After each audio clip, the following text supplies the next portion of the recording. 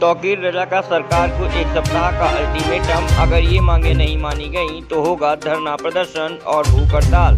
धरना स्टार्ट करने जा रहे हैं। धरना हमारा गैर मियादी भी हो सकता है, भूख हड़ताल में भी तब्दील हो सकता है। मैं समझता हूं कि 1 हफ्ते का समय भरपूर है।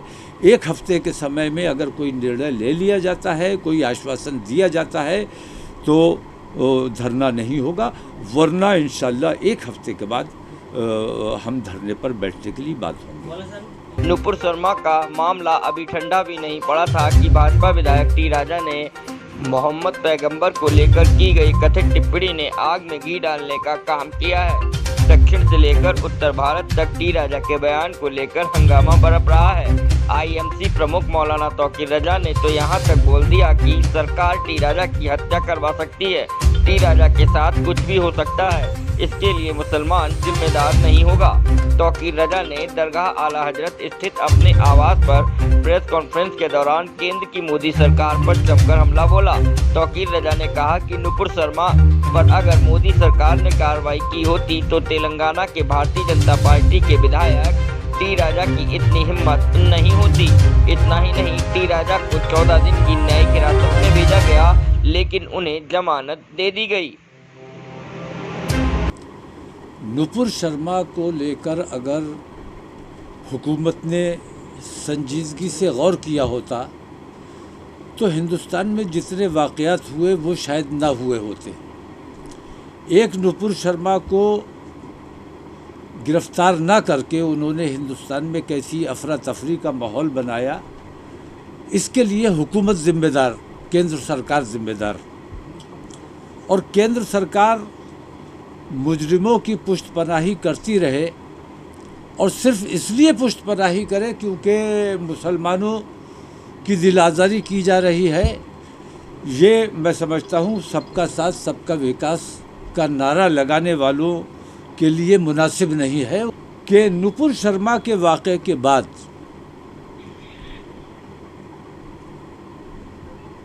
कन्हैया की जो हत्या हुई उस तरफ आपकी तवज्जो होनी चाहिए।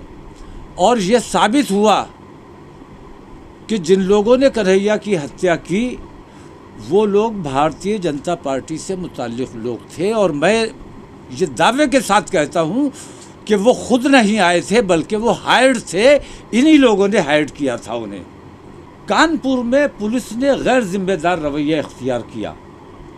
कानपुर में अगर पुलिस ने सूझबूझ से काम लिया होता तो कानपुर में हुआ एक वाक़या झारखंड में हुआ। झारखंड में पुलिस ने गैर जिम्मेदार तरीके से काम किया, बच्चों को गोलियां मार दी। सीने पे गोली मारने का तुम्हें इख्तियार है, पीठ पर गोली मारने का इख्तियार है। कि अदालत ने 14 दिन की न्यायिक हिरासत में भेजा टी राजा को और चंद घंटे के बाद वो 14 दिन पूरे हो गए और उसको रिहा कर दिया गया। इससे बड़ा अन्याय अदालत अपने साथ अन्याय कर रही है और इससे मुसलमानों का नहीं बल्कि हिंदुस्तानियों का न्यायालय से भरोसा उठ रहा है। न्यायालय को अगर न्यायालय की ये जिम्मेदारी है कि न्यायालय पर हिंदुस्तानियों का, तमाम लोगों का भरोसा बना रहे, इस किस्म की हरकतें नहीं होनी चाहिए। हुकूमत के दबाव में न्यायालय को किसी किस्म का कोई फैसला नहीं करना चाहिए। हुकूमत के दबाव में टी राजा को छोड़ा गया जबकि 14 दिन की न्यायिक हिरासत में उसे भेज दिया गया था। तो इस किस्म की जब बेईमानियाँ होंगी तो कब तक कानून की डोर हम पकड़ कर चलते रहेंगे, जबकि हम ये देख रहे हैं कि कानून वाले कानून की बेहुरमती कर रहे हैं, कानून को तोड़ने का काम कर रहे हैं। तो हुकूमत ऐसे बेईमानों की हिमायत जब तक करती रहेगी, इसका मतलब ये है कि हुकूमत वाकई अंग्रेज़ों के गुलामों की हुकूमत आज हमारे देश में है।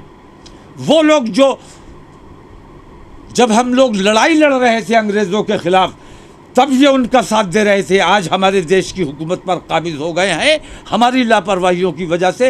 हुकूमत को ये साबित करना है कि वो देश प्रेमी है या देशद्रोही है या गद्दार है।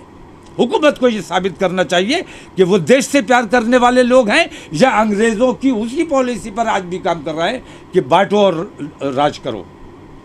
तो इन काले अंग्रेज़ों को जो आज हमारे देश की सत्ता पर काबिज हो गए हैं, इन्हें अपने फैसले पर पुनर्विचार करना चाहिए। एक तरफ इंसाफ मैं ये देखता हूँ कि दबाव बना के ज़बरदस्ती मजबूर किया जाता है और 27 महीने तक झूठे मुकदमात में जेलों में ठूस के रखा जाता है, मुर्गी चोरी और बकरी चोरी के इल्ज़ाम में। मुर्गी चोर बकरी चोर 27 महीने जेल में रह सकता है, लेकिन रसूल आज़म की शान में गुस्ताखी करने वाला 14 दिन की न्यायिक हिरासत में नहीं बल्कि चंद घंटों में आज़ाद कर दिया जाता है। ये दोहरे मापदंड जो हैं, ये दोहरा कानून जो है, ये हमारे देश के लिए बेहद घातक है। बिल्किस बानो केस में सभी आरोपियों को रिहा किए जाने को लेकर भी तौकीर रजा ने सरकार पर हमला बोला। उन्होंने कहा कि ये सिर्फ मुसलमान के साथ अन्याय की बात नहीं बल्कि ये इंसानियत का कत्ल है। उन्होंने कहा ऐसा जघन्य अपराध करने वाले महिलाओं के साथ रेप और बच्चों की हत्या के आरोपियों को रिहा करना गलत है। लेकिन नरेंद्र मोदी से मुझे ज़्यादा उम्मीद नहीं है, क्योंकि नरेंद्र मोदी सिर्फ सियासत कर रहे हैं 80 और 20 वाली, और मुल्क कहाँ से कहाँ पहुँचा है। पूरी दुनिया में मुल्क की बदनामी हो रही है। अमेरिकन एजेंसीज ने भी इसकी मजम्मत की है जो 11 लोग आज़ाद किए गए हैं। एक हफ्ते के अंदर अगर इनकी दोबारा गिरफ्तारी नहीं की, और सबसे भयानक बात यह है कि ऐसा जघन्य अपराध करने वाले, ऐसे बलात्कारी, ऐसे कातिल जिन्होंने बच्चों को मार डाला, ऐसे हत्यारों का स्वागत किया जाता है। वो लोग कहाँ से ऐसा दिल लेकर आते हैं। आज मैं एक आर्टिकल पढ़ रहा था, उसमें सवाल उठाया है देवेंद्र ने कि बिल्किस बानो बिमला देवी होती तो क्या उसके मुजरिमों को छोड़ा जाता। ये बहुत ख़तरनाक सवाल है और ये सवाल पूरी दुनिया में गूंज रहा है। इससे हमारे देश की बदनामी हो रही है। हमें अपने देश की बदनामी से बचाना है, और नरेंद्र मोदी की गलत पॉलिसीज़ हमारे देश को बदनाम करने का काम कर रही हैं। उनको अपने फैसलों पर पुनर्विचार करना चाहिए।